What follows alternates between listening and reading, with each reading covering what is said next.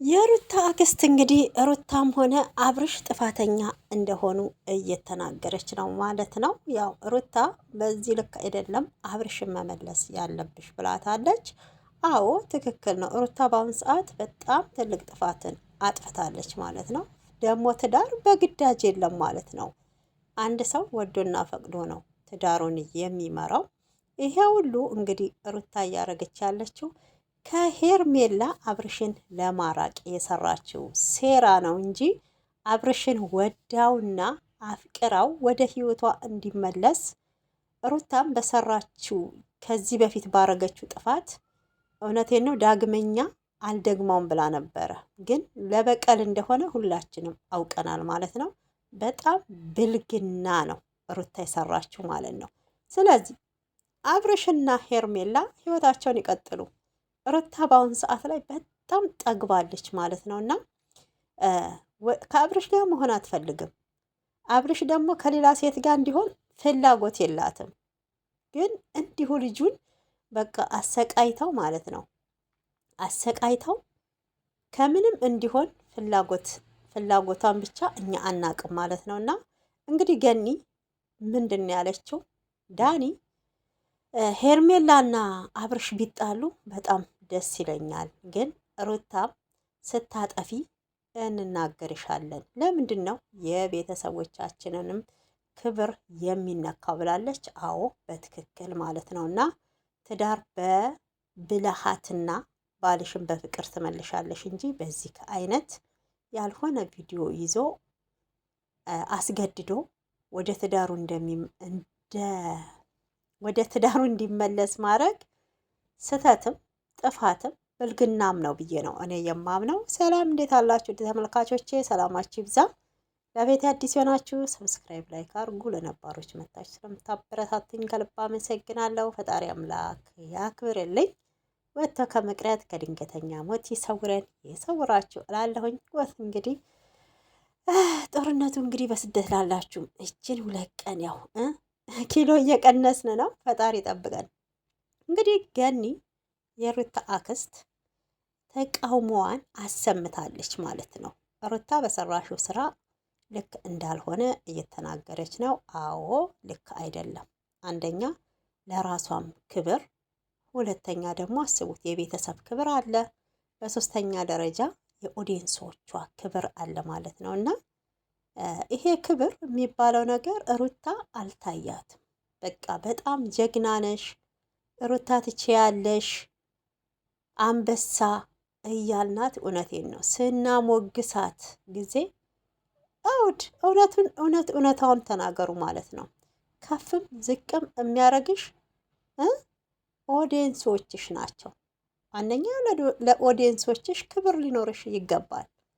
በዚህ አይነት መልኩ ተመሳጥረሽ ከዳኒ ጋር አብርሽን የእሱን ገበናና እሱ በቃ ባለጌ እንደሆነ በሰዎች ዘንድ ተወዳጅነትን እንዳያተርፍ እንዳያገኝ እያረገች ነው ያለችው።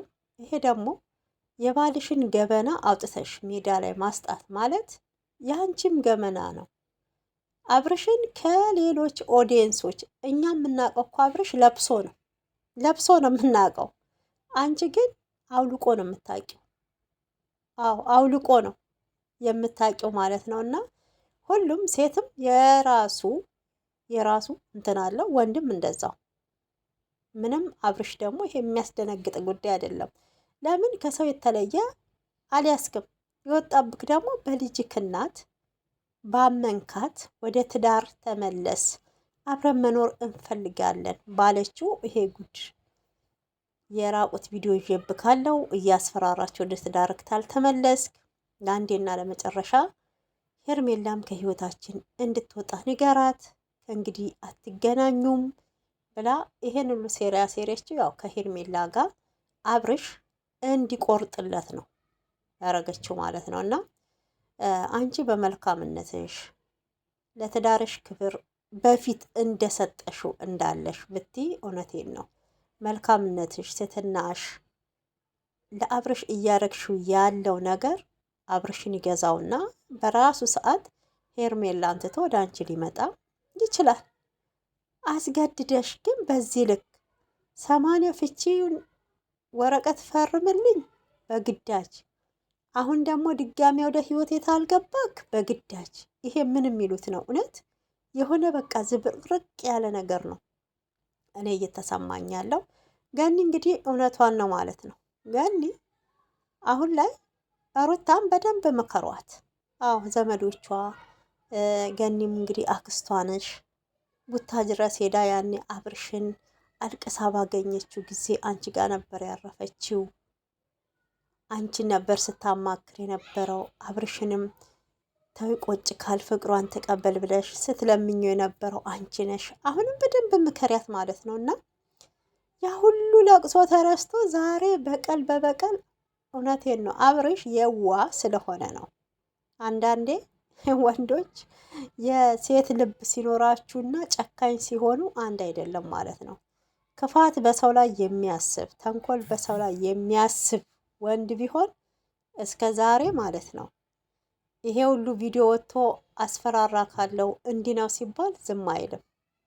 የሆነ ነገር ሊፈጽም ይችላል። ህይወት እስከ ማጥፋት ሊደርስ ይችላል። እንደገና ደግሞ ያለሱ ፍቃድ የተቀረጸውን ቪዲዮ ወደ ህግም ይዞ መሄድ ይችላል ማለት ነው። ግን እሱ ይሄንን አላሰበም። አንድ ሰው ክፉ ቢሰራብኝ እኔ በክፋት አልመልሰውም በመልካምነት ነው ብሎ አርፎ ቁጭ ባለበት ሰዓት ነው እንግዲህ በጣም ከዳኒ ጋራ እያስፈራሩት ከዚህ በላይ ደግሞ ከዚህ በላይ እንደምትበቀለው ቃል በቃል እየነገረችው ነበረ። አብርሽ ይሄን ጉዳይ ያው ችላ ብሎታል። ችላ ማለት የለብክም። ቢያንስ ቆፍጠን ማለት አለብክ። እውነቴን ነው፣ ቆፍጠን ማለት አለብክ። በልጅ ጉዳይም ከሆነ ቀስ ብላችሁ ስለ ልጅክ መነጋገር ትችላላችሁ፣ መወያየት ትችሉ ነበር።